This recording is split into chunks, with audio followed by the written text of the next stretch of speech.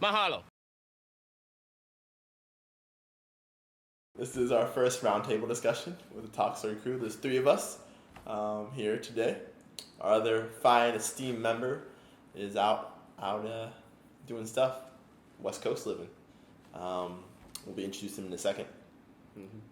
So, as hopefully you all know, I'm Alec. You're the producer and host of the show. Emilio Harrison. I do the editing and the graphic design stuff. And I'm Jacques. I do photography, videography. All right. So, this is our first one. This introduce what the roundtable discussion is for you all out there, for TalkStory fam. This is our chance. TalkStory fam. Yeah, nice. Part of the fam. You're part of the fam out there, guys. It is the fam. This is the TalkStory HQ. Yeah. Also known as our house. What's the address here? It is.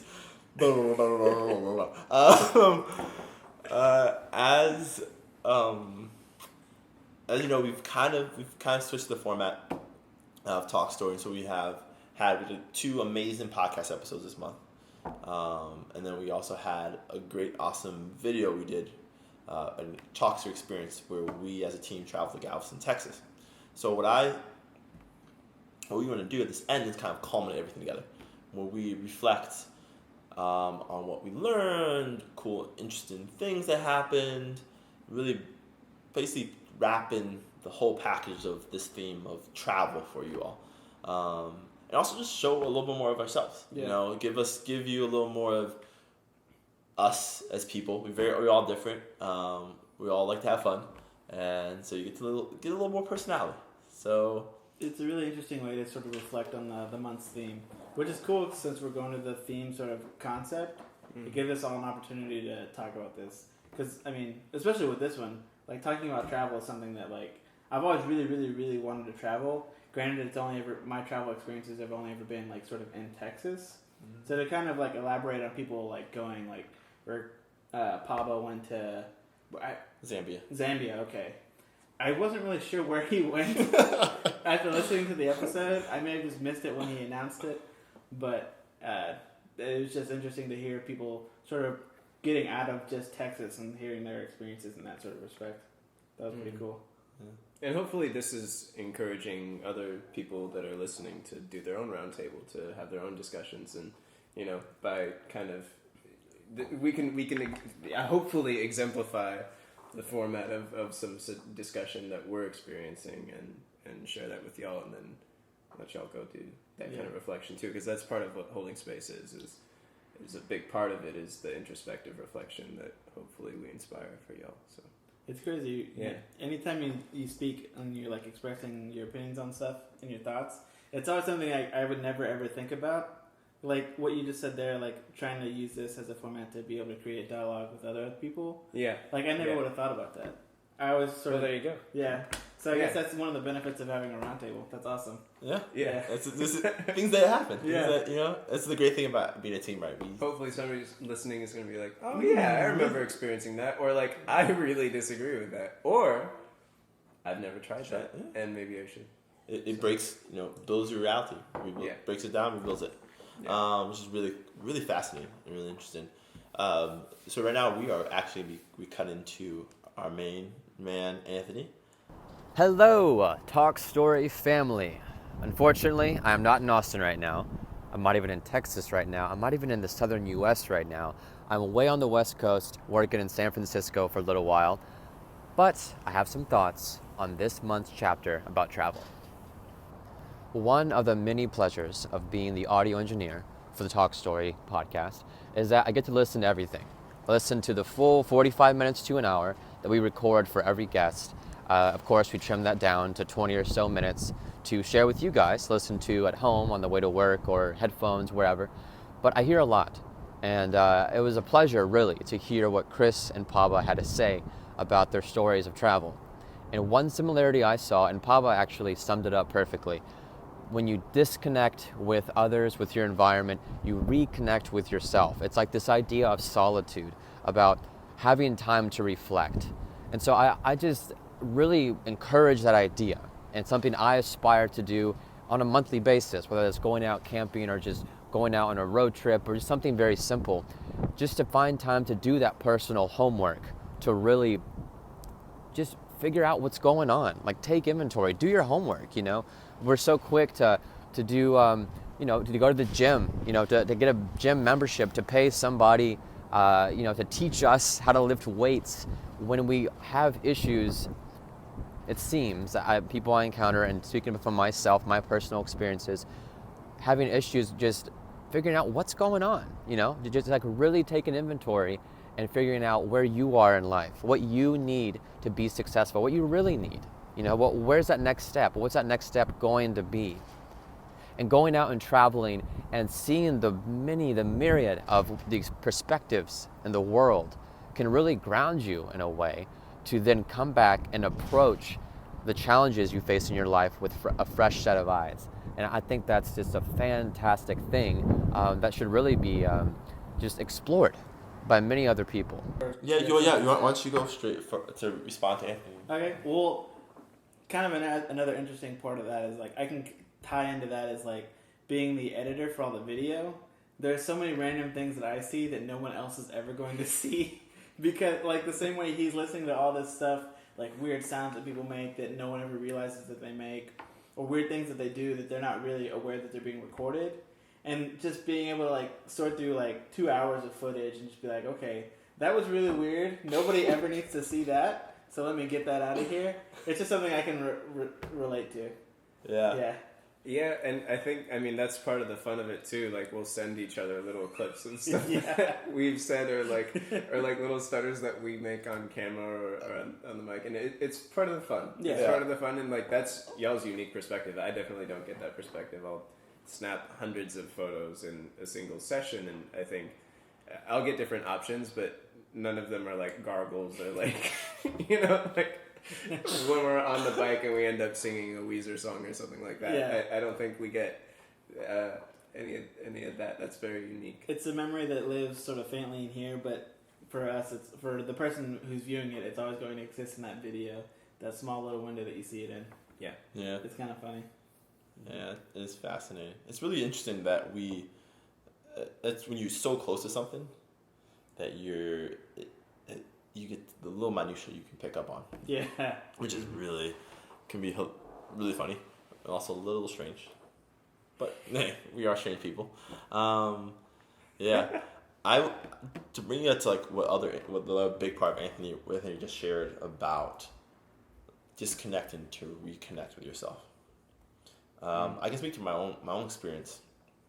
Like for me, about 3 months ago, back in May, end of April, I've been so focused on everything I was doing at work, with finishing up my yoga teaching certificate and all this stuff. I just needed to get away. Were you at that time still thinking about your graduate stuff too? Yeah, I was already thinking about my graduate stuff, but I needed to get away from just everything. Also, I went through this weird thing with someone I dated / didn't. It's just still very, very interesting, still different. It's not going that one, which I could always get into, guys. Don't name any names. Don't name any names. No, but it's all good now. But the time I was like, I just need some time for myself. As Anthony brought up, the idea of solitude, and so I just went Airbnb this cabin or cottage actually up in Spicewood, Texas, right near Lake Travis. Straw cottage, maybe I'll say less than 50 feet down the stairs to the lake, right? Did you go by yourself? Yeah, I went by myself. Had a whole weekend by myself, and it was beautiful in the sense that I turned off my phone after I got there. I texted everyone saying that I need to say like I made it. I'm going off the grid. So turned it off, didn't pick it up for 2 days. Where was I? I don't remember this at all. I texted. I guess I wasn't aware of like how important it was for you. I knew you were going away. No, I knew he was going away, but I didn't know it was like going away on a mission, because you travel a lot. Yeah. So I kind of just like, okay, he's traveling. I didn't really think of it as like he's going on a soul searching mission right now. That's what it sounds like. It was very much like a soul searching mission. I brought. Basically, I didn't bring a laptop either. I just had my books and some notebooks to write in. Wow. And I can find, like, talking to the idea of solitude. I just remember just being. I also didn't bring any music, like I didn't bring any headphones or anything like that. So I was very much just present in the time and like sitting out on this like little porch, right? And in the morning, I'll go out and I have some tea and have like some cereal and stuff and like some fruit, and just sit out and hearing the birds and all the birds chirping, just the natural world waking up, and me just sitting there and taking it all in, while either at first like meditating and then reading and writing. It was that moment of like true, not where I felt completely connected with myself and the world in a new way. Like even like here, right? I think a lot of times we think we're connected since we hang out with a lot of friends. Like hang out with people, we go to work with a lot of people, we're talking to people. But that was the moment where I felt really attuned with what I was feeling, but also in tune with what was going on around me. A lot of times, I know myself, I walk in the world almost in a haze, right? Either in my mind or thinking about what next to do, but like being just in there and in a space where it was completely silent, not in the sense of there's noise silence, but silence in the sense of solitude. It really brings, I think it brings a newfound connection. It's really interesting. But. Yeah, I agree that solitude can bring a newfound connection because I'm not even gonna say I think we put ourselves in a place that's unfamiliar. I think we're used to being among a lot of people and a lot of stimulation that is often unnatural. It's man-made stimulation, right? It's cars, it's airplanes, it's cell phones, it's computers, it's a lot of digital stimulation, and I think going into a place of solitude, particularly in nature, is very beneficial. There's a spot in the Greenbelt that I like to visit at different parts of the year, and I love to. It's almost like a little bit of ritual for me, where I'll go to this one spot and see, and notice the changes. The leaves turned brown from green in fall, or in the middle of summer, if it hasn't rained in a while and I go there, the creek won't be flowing, or there might be a ton of flowers and wildflowers because it's Texas and it's spring and they're just blooming, and it's small things like that kind of disconnect myself from everything going on and let me focus and tend to a very small part of something that is extremely chaotic and unpredictable, but in its own way, in the order of Mother Nature, and that in of itself is a very reflective activity for me. I also think that, to expand on the notion of solitude, I think the antithesis can also be extremely reflective, and what comes to mind is just spending time with my little brother. Going out and playing Pokemon Go is like such a small, simple thing, and it's this social phenomenon that's completely exploded. Sorry to bring that into the conversation, but it had to. It was inevitable at some point. It's a small thing, but going around watching him run around at the park and watching him experience the world and me experiencing that vicariously by the second is something that also lets me let go of a lot of thoughts or whatever tumult is kind of carrying on my back and in the back of my head. I'm able to To what? Tumultuous. You were. Yeah, tumultuous, but as the noun. Noun, yeah. But anyway, yeah. Oh, I thought you were talking about a person. No. That's tumult. Timon. When I hang out with Timon, I don't think about anything else. It's me and Timon. But I think. What? Yo, like Timon from My King. You hang out with Timon? Pumbaa too, man. Everybody's invited. You don't invite us to hang out with you guys? Dude, we could sing Kumbaya sometime. Y'all invited. So back to your own solitude. I don't know. I didn't mean to interrupt your train of thought. Yeah. No, just it's important to find ourselves in complete solitude, and it's also important to find ourselves among good company, and both of them have the same, I think, mental and emotional effect, but in through a different means, a very different means. They're opposite means, but they still provide the same kind of reflection in a way that's very valuable. And you know, it's all about self-awareness going through either one of those things. So yeah, I mean, my first instinct with that sort of stuff is to disagree with it, mostly because it sounds sort of cliche. I mean, the whole like disconnect to reconnect, it's got a great rhythm and it sounds like it's sort of catchy. So it feels like I'm sort of being manipulated into believing it. But I mean, when you really think about it and when you really sort of experience that experience, it's definitely true. You know, it's one of those things that, for me, it felt really sort of like, okay, this is going to be lame, it's going to be fake. But in the experiences I have experienced this in, I mean, it felt really real, you know. And it's kind of weird, like how you were talking about walking around in a haze. I mean, anytime you're like, for me, I always feel very conscious of what's going on around me.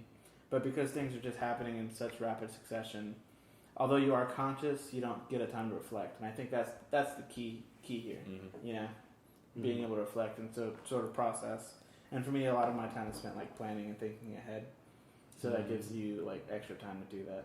And it's really key to get that time in. Yeah. now I think I want to. Oh, you go ahead, man. well, I wanted to talk about. Oh wait, I want to add something else. Yeah, go for it. No, I'm joking. No, I was gonna say just to carry that one step further. I think about with Chris's episode, you know, and how he talks about how he spent so much time traveling through Europe and where else did he go? He went to Morocco. To Morocco. So Europe and Morocco, and that's I guess what I was getting at is that in of itself is kind of his own expression of solitude, because he doesn't know anybody, he doesn't know the area, he doesn't know the terrain, he's just exploring for the sake of exploring and seeing what he finds. And I'm sure there are moments where he could just tune out and listen to the symphony of the city and just completely absorb his environment in a way that was very visceral and reflective, and probably experience that kind of solitude, but in the hustle and bustle of this whole thing as a singular experience. Yeah, I mean, he does. You know? I think that's a big thing, right? And then when we just, like, I think we need to clarify what solitude is, right? Sure. Because there's a difference in being alone, physically alone, and then being in solitude, right? I think I look at truly Chris, right? When we were talking, he shared about him spending. I mean, I can't remember if he actually had it in after the cut, but he spent some time. I forget what city in Europe, and he would wake up every morning, and I think he actually did have it. Wake up every morning and start to sketch the city landscape from the place he was staying. And it was a time of solitude. Still, it was a time of reflection, a time of being, you know, as the city's waking up and there's people around you, but you're very much in tune there. I think what other thing which is really interesting you brought up talking about your brother and like you being with your brother and what that means. I think what that brings up is like it's not about being physically alone, but when you're with like a few people, right? You can be with close people. So kind of taking it back to like with Chris and his time with Saeed, right? He'd spent like a week with this gemburi maker, right? And it was just them, the two of them, like just talking and drinking mint tea, and him having time just to draw. Like it is, I think it's a type of time that is spent that's very key to these experiences, these traveling experiences that are very reflective, not just trying to be like see everything like the tourist stuff that we did in Galveston, but like if you're traveling and you have these very reflective times, a lot of that is because you're not, as to your point, you're not rushing to thing, right? I look at Pablo, he talks about this really clearly in his, about how people, you know, after they finish out in the field, like in his village, right, they had time, people would stop by, like random people would come by his house and want food, and like they would just, and sometimes they don't talk about anything, they just like sit, eat a little. James Brown. Or with his some say that sing James Brown. But people didn't feel like rushed. Mm-hmm. Their time. I think this is something we get to is that there's certain things about traveling that allows for us, particularly from our society, to have a little more time for reflection, time for solitude, either by yourself solitude or solitude in communion with others.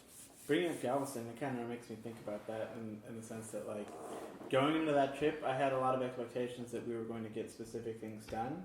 Mm. And, I mean, we did. We got those things done, but I never really felt like I connected with what was going on. And I think it was also because it was sort of like, we're doing a show that we haven't done before. And we literally gave ourselves the hardest theme to begin with. We just went in with no sort of narrative. We're just like, we're 4 dudes and on the beach. I mean, it was like, and then trying to like put a narrative to that. It was just us experiencing the things that we did experience, which is like obvious. When you're there, you're going to experience those things. But I don't know. I guess I always felt like it was going to be more than it actually was. And I'm just not sure that I went in with that right sort of mind, I went in and I was like, this is going to be like life altering. I'm going to go there and be like, Galveston is the place to be. And I really sort of showed up and I was like, there's some bacteria filled water. Let's go eat. Okay, let's do this. All right, I'm going to go to sleep while you guys go out. And it was sort of that sort of stuff. And it just made me sort of reflect on, like, what can you do in preparation for travel to make it more of, like, an experience, Just going into that, it was just sort of like, I went in with these expectations, I didn't really sort of meet those expectations, and I'm just kind of curious as to what you have to do to really sort of, like, experience travel in a sort of more... Authentic, yeah. Authentic way. Or impactful. And there's different expressions. I think different people would come to different conclusions as to how to respond to that question. I think a lot of people would say money, That's true, yeah. That if we could have paid for the dolphin tours, if we could have paid for the theme parks. Not to say that the only way to experience a place is to get into those tourist things. Right. Yeah. Well, I'm saying that's just how one person might respond to that. But I think another person would be like, well, it's not... the activities you do but it's the places you go and the company you're spending that time with and the quality. It's the quality of that time spent together. But then that, I will say that you and I had a lot of conversations that we had never had before. Mm-hmm. We had talked about a lot of things that, like, we've worked together for a while and known each other, but we've never had a chance to, like, honestly talk one-on-one. Usually our interactions are more like sarcasm and sort of like, we have to do this, we have to do work or this sort of thing. But we had an opportunity to really talk about stuff that was like a lot more meaningful, like talking about your dad and what you've gone through life and like how, like, I think I talked about my family and stuff. Yeah. We got to meet your family, which is really cool. That was weird. I thought that was honestly though, dude, that was one of the highlights of the trip for me, was just like getting to meet with your family and then getting to go to the beach. And I think one of the best parts of the trip for me too was listening to you and Anthony reflect on growing up around Galveston and talking about the Bishop's Palace, which is this place that totally exists, but they had like this inside joke about going to go find... Ruined it! I did not ruin it. Okay, guys. Alright, can I hold a second? I'm going to explain what this is all. Wait. I got to take the burgers out, sorry. Alright, while Emilio takes the burgers out. Because he made burgers. And you're going to keep this in because this is kind of cool. So I'm going to explain the Bishop Palace. So it's a place, actual mansion, which you can actually get tours at. But for some reason in high school, Emilio and Anthony used to make a joke that they couldn't find the Bishop's Palace. It didn't exist. They did. Who knows, right? So I looked it up on Google. And your explanation of this story is a little bit different than mine. Well, my explanation is, I put on Google and noticed that it was on the way to where we were going to go to breakfast. So, coincidence? Maybe. Maybe not. Who knows? Only me and GPS know. And so we passed it, and for some reason, they still don't believe me.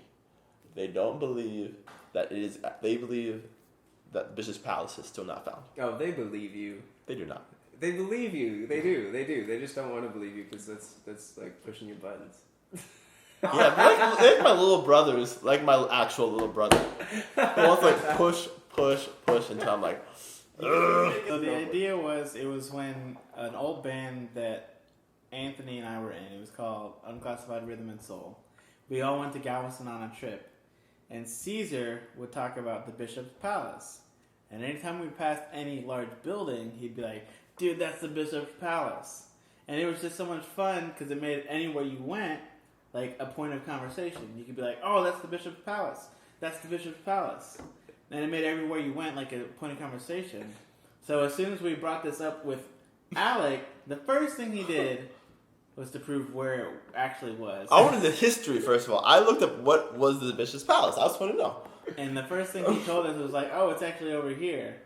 And I'm assuming that he set up where we were going to eat, and then also looked up in that route where the Bishop's Palace was, so we could hit it on the way there. And we did. And that's what Google Maps does when you search 2 locations in one trip.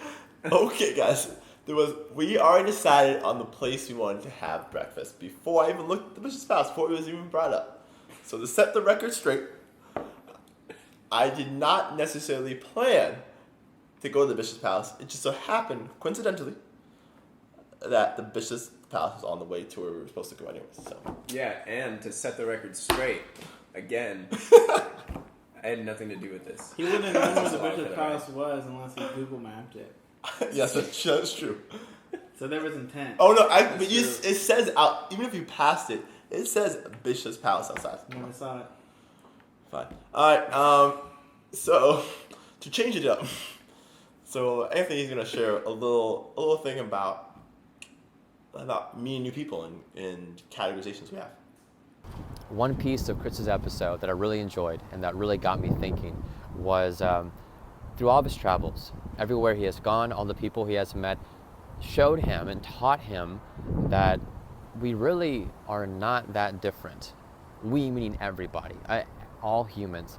And it seems that it's so simple, right, to put somebody in a category. We like categorizing people. We like putting people, like putting tags on people. You know, on your computer you can put tags on certain files. Like we do that with people. You know, oh no, he's too metro, or she's too rough, or he's whatever. And, he's goth, he's punk. Oh, he's a thug, and it seems it's interesting, and I want to question, like, what would it be like if we just kind of knock those down, like knock down those identities, and those tags, the categorization of people.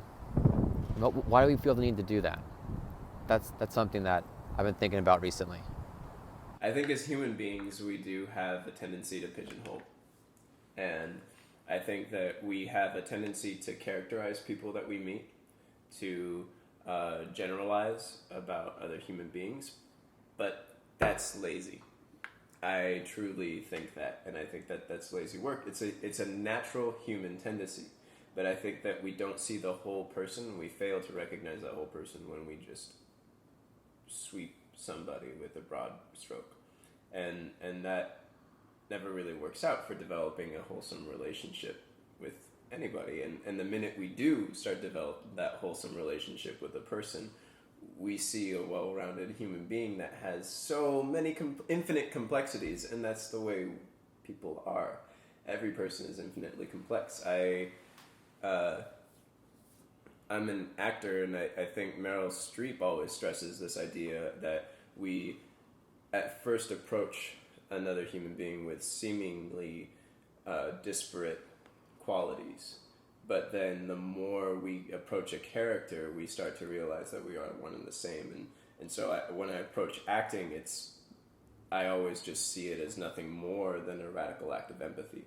And I think that's the antithesis of what we're talking about here, of categorizing a person. Instead, it's like shaking hands with that person's soul, and traveling hopefully does that with another part of the world. The good traveling. I think that's kind of what Chris was talking about, is like really immersing yourself in a place. And sometimes that can be as simple as a home-cooked meal, And other times it can be about traveling to a museum or traveling to an art museum and really exploring a place's history and coming to that place as an act of communion almost, and saying, I want to find what tethers me to this ground, you know, to beneath the ground even, and figure out what it is that drew me here, and what draws people here, and why do people want to leave, why do people want to stay, all of that, you know. And I think the more we bring all of that to the table, the more we start to combat this notion of categorically describing a person in our mind, because that's what creates division. I think it's that on a very, very broad scale is exactly the root cause of a lot of the negativity and a lot of the destruction we have in the world today. So, I mean, there's definitely some elements of truth in there. yeah. I mean, my point that I was going to bring up about Anthony, you sort of touched on it. It is a natural tendency to put people in holes Right. and to sort of categorize them, and it's mostly because it makes life a lot easier. Mm-hmm. You know, to, like you said, it is lazy. I think the way you're painting it is in a really negative way, and I think it does help us in some respects to Sure. be able to say that. I mean, we do even something not quite as like this person's black, this person's white. Even something as saying is like, these are my work friends, these are my out of work friends. I mean, you're still categorizing them, just not in such a negatively biased sort of way. Mm-hmm. And then when you realize, oh, my work friends can be friends outside of work as well. Mm-hmm. It's like sort of bridging that gap, and you're coming to the realization that, like, you know, this person's more than what I previously thought. And that's kind of what you're touching on there, talking about how sort of realizing that this person is more than just that box, you Mm-hmm. know? And I don't know, I'm not going to fight categorizing people. I just would rather be more aware of how I'm categorizing them. And if I do categorize them, don't be biased against that category that I do put them in, you know? Don't make judgments upon Yeah. the category.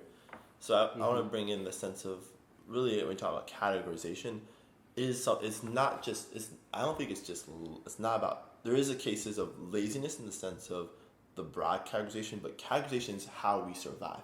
It is shown as a biological thing. There's not to plug another podcast, but I will plug another podcast. Invisibilia had a great episode on categorization. And so if you want to bring the whole thing, categorizations, like without categorization, we wouldn't be here we are today in terms of, like, at least be able to make those connections, right? And I think what happens is categorizations become so ingrained and make decisions based on categorizations, make judgments, make biased decisions based on them. Like, first of all, this gets to my point on a lot of things when we, like, not to bring colorblindness, but to bring in colorblindness. Like, you can't really be, like, there is a difference between, you know, at least you can't say, like, a white person, a black person, whatever. You know, there's a difference in terms of appearance. You can't say, like, oh, I don't see color. Color is there. It's just the problem is when you make a decision based on someone's color, Right. or based on someone's culture, right? So that's what I think is a difference, right? I actually don't see a problem with, I don't see a problem with categorization in the sense of just acknowledging that we do have differences in terms of how we think sometimes, how we approach the world because of our cultural backgrounds, because of our experiences. Mm-hmm. We are not all the same, and we're not all the same in sense of, or we're not all similar because of our experiences. But so there's differences, there's variations, but I think we all are. There's a basis that I do believe that we are all connected and all the same. There's a nuance. To bring in I recently went to Brazil, and that's my first time going to Latin America. First time where I went to a country where I didn't have a firm, like a confident grasp of the language, right? I studied abroad in Japan. I already took Japanese for 3 years. I didn't know any Portuguese really going into it, right? And I think the benefit of traveling is because your approach was, like, at first, your first glance, you think everything's so different, especially when you're thinking about language, right? That it is, I think it's actually easier to see the similarities. right? I was like the things that popped up to me right away. For me, was like walking around because I was like my mind was so caught up in like all the assumed differences in terms of like the language, little cultural differences. Walking around, it felt like America in the sense of diversity, right? Because Brazil has such a spectrum of people, right? So we were hanging out one day at my little brother's friend house and chilling, and he was just he was playing on his guitar like American songs, right? And like these things that remind you that there, yes, we have differences, but yes, we're connected. I personally fear the day when we think that we are all the same, which I think is also a broad stroke. Absolutely, and I agree and disagree with what you said about differences, because I think that act in of itself is combating the sense of categorizing somebody. I think acknowledging differences is acknowledging the broader spectrum and complexity of another person. And I think that, I guess, categorizing as a word is very dangerous to me. And I understand that it's a natural human tendency, and I understand that it's a means for survival, but I think that's part of our evolution, is transcending this need to categorize people. And I think I understand that because I experience what it feels like to be categorized. You experience what it feels like to be categorized. You experience what it feels like to be categorized. And to me, it's never felt good, particularly good. It's felt neutral. And in many cases, it's felt bad. Mm-hmm. So I think when I think of categorizing, I think in terms of gender, categorizing, in terms of race, categorizing.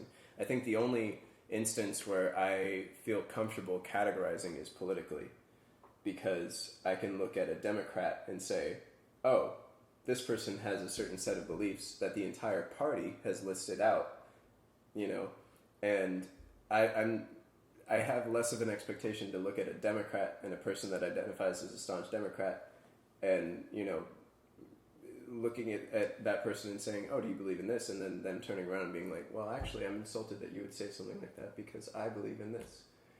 I would be genuinely surprised if something like that happened, and people identify with social democracy, people are libertarians, people are conservative Republicans, and then sometimes fiscal Republicans, and even then it gets more complex. But I think in general, to categorize, the act of categorizing itself is an unnecessary trait for me to really foster. And I think that's part of the role of creative people, is to subvert that notion. Saying it's the role of creative people is putting those people in a category that they're creative.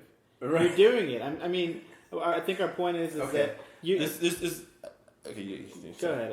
I think the thing is like, you're viewing it from a very negative space, which there are negative spaces of categorization. Mm-hmm. That is something that we can agree on. Mm-hmm. I think there's also, it's just something that we do, and I think that there's nothing wrong with us doing those things just to be aware of that we're doing it, and to ignore the biases that we may or may not have. I think to your understanding, I think it's always going to exist. I think there's a difference in the definition of categorization we use and the definition you're coming from, right? What it sounds like to reflecting the difference in our understanding is that what it sounds like categorization to you has an inherent need of like putting someone in a box, right? There's mm-hmm. saying there is a box around them. When I categorize someone, particularly when you're talking about, because this made sense to me when you were explaining this whole idea of political affiliation, right?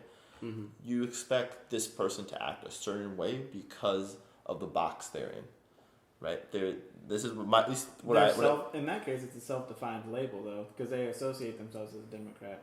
Yeah, I think what we coming from categorization is more of the understanding of the difference, less of a box put on someone, and I expect these these attributes to be affiliated with that box, right? Mm-hmm. That's what I feel like we are coming from and I think I think we all speak into the same point where I think we all agree that there are differences because of our experiences,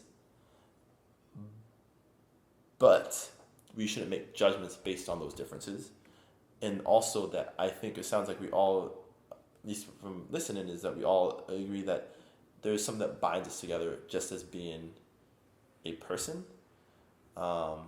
And because and what binds us together is that we're all complex, right? We share, even if we don't agree politically on certain things, we share other things together, right? Or we agree politically, but we don't agree on other things, right? There's a lot of ways where since we are so complex, to your initial point, right? We're such complex beings that I feel like if we really spend time listening to another person, giving space for someone in like what we do at TalkStory, we find that maybe someone who we either thought we really connect, like we were completely aligned to, or we thought we could never align to, we find that there's aspects of each of them that we can align and not align. And yeah, so maybe it's that in that positive or negative light for this term in particular, in the act of categorizing, it's more about the self-prescribed labels. Like that's what you said, is that if a person identifies with one political party over another, that's themselves going through the act of identifying themselves in a way that's public, in a way that's broadcast to others, versus, somebody looking at me as a Haitian American and saying, oh, they must like this, they must love this. That's a very different process, because it's not something I'm openly inviting a person to go ahead and observe about me. And that's something that I would love to share with somebody, but in such a way that I'm getting to know as a person, I mean, yeah. I don't want to sort of cut in on your thoughts here, but for me, I always sort of get joy out of defying people's assumptions about me. Mm-hmm. Like the fact that a lot of people don't know that I'm really into jazz and that sort of stuff. Mm-hmm. And for people just looking at me, they don't really expect that. And it's always sort of fun to be like, yeah, I really like jazz. I studied it for a while too at school and stuff. And you cook. Yeah. And you're, working in right now I'm working in insurance. Right. Yeah. But then you also do music, you cook. Yeah. There's so much about you as a human being that a person would not assume, and we can't assume things about people. And I think maybe categorizing in some ways encourages assumption, and that's my problem with it. That's where it becomes a very, very fine line for me. But then if a person identifies as a musician, you can assume they play music. If a person's an actor, you assume they act. But again, that's a self-prescribed label. So if they like a specific genre of music, then you can assume that there's a correlation. Right. Whereas if you ask an artist, they might get pissed off if you're like, so you do rock and roll? And they're like, no. It's like funk fusion alternative. Yeah. And I can't believe you just said that. Yeah. I think it just shows the complexity within our own definition of how we categorize and definition of categorization. Yeah, which is a beautiful thing. Yeah. I think that's what this is the fun part about it. I think Roundtable. Having this conversation made me realize that Alec and I, we think very similarly. I think we're both very sort of logic based. And then, not to say that you're not, but your thought process is always sort of different than ours. Which is funny because a lot of times we don't, we butt heads on certain things. But it's just because we get caught in the semantics of an issue. We tend to agree a lot. Yeah, but the same thing with Jacques and me though. We also there's that was the case. And same thing between us two. It shows you Where's Anthony? Where's Anthony? Anthony. we don't have to get into the personality of Anthony. Well, but to close up, any final thoughts? This is the first time I looked into the camera. Yeah, that's for him too. I was like, "Oh, hello, camera. Yeah. How you doing, Jimmy? Welcome." Can't say the same thing. I know. We've seen each other. I will say, this sort of roundtable thing is new for us, and we're open to suggestions as to what more you would like to see from us, and any sort of questions you have for us. I mean, really, it's just sort of recapitulating and going over what's happening in this theme. But I think it's also an opportunity to speak directly to our audience. Mm. So if you have any sort of suggestions or thoughts or anything that you'd like to hear from us, just let us know. Yeah. Like if we're in this wide shot and when we're talking, you'd want us to all look at the same wide shot, or if you'd like us to look at our individual close-up shots. That'd be very specific feedback that only I think a small minority of people we pick up on. Yeah. I'm like, oh, why are you not looking at me on this stuff? No. Yeah. Why are you looking over down here? Yeah. So hopefully y'all get a chance to go and do your own roundtable and discuss the episodes, discuss the experiences, and what you got out of it, what you felt was missing, what you felt you would add, and should we talk about what's coming up? Yeah. So time for coming up. First of all, thanks guys, and also Anthony out in the Bay for doing this new thing. The Bay is short for San Francisco. But Yes, I forget sometimes. I just assume it's. I made an assumption that everyone knows what the Bay is. Because when people say it, it sounds sort of pretentious to me. Sorry. Apparently nobody says San Fran. Either. No one It's does say always no. SF or San Francisco. Or the Bay. I've only ever heard people say the Bay. But the Bay encompasses like we talking Oakland, we talking Palo Alto. You talking. I have no idea. So Yeah. Biz Nation out in the Bay, you know. Yeah, you got to because he's actually staying in Oakland. That's why I keep saying the Bay. I have such a He's not weird actually staying in San Francisco. He's working in San image Francisco. of what Oakland is. It's a pretty. It's a little less sourdough, kind of like. Well, it used to be a really gang affiliated area, right? Yeah, it used to be like my mom lived in West Oakland back in the 70s when it was like the hood. And now it's like becoming the sort of like gentrified, like they're recording podcasts there type area. My gosh, Well, yeah. what's recording podcasts in Oakland? 99%. 99% invisible is. Yeah, they do. Yeah, they do the recordings. Oh, well. There you go. And but- they're legit like podcasts. We were gonna work with them, remember? Yes, Can we put a link to 99% Invisible like right here? Right. I'm gonna cut all this out, you know. Yeah, he knows. So to recap, to look forward. So next month is transformations, and we have two amazing guests. I'm not gonna tell you exactly who the guests are, but I would if I knew their names. I don't remember. Sorry. We're gonna have two guests who are approaching transformation in different ways. I'm gonna say that, and then, for our experience, I think we're gonna be doing doing a little something. I can't We tell. can't tell you. I can't tell you. It's still a secret. Still a secret.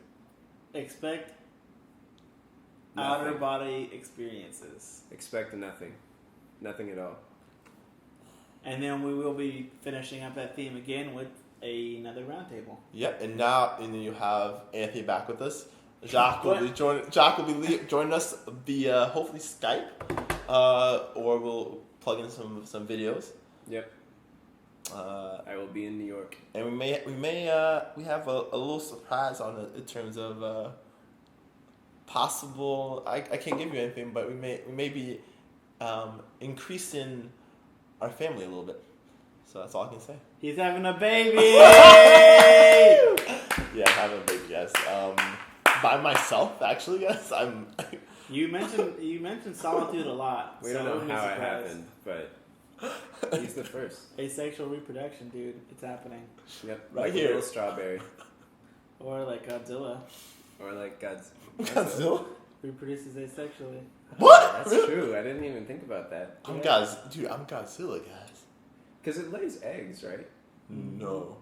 It does like Yeah, it. it does. Oh, In the 90s John Godzilla, Cusack right? movie, he was asexual. Oh yes. Yeah. I remember when, and it was a female Godzilla, and it laid eggs into that building, and then they were going around trying to get the building, and there was like. I thought it was a male.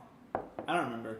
I think Maybe Godzilla is both. neither male is both male and female. That's why It was how such it's a weird, produced. It's like a bad worm, movie. right? It was such a weird, Right. bad movie. We're done. We've definitely been there for a while. Thank you guys for listening. Thanks, guys. Hey, 1, 2, 3, mahalo. Mahalo. Thank you. What did you do? All right. Always, all right. 1, 2, 3, mahalo. Mahalo. Thanks, guys. I don't want to say mahalo. You just have to say mahalo, but it's so funny that it's just funny that you do that. Days like these, man. Days like I don't want to these. say that. Days like these. Days like these. All right, love you guys. Can I have one of those burgers again? Yeah.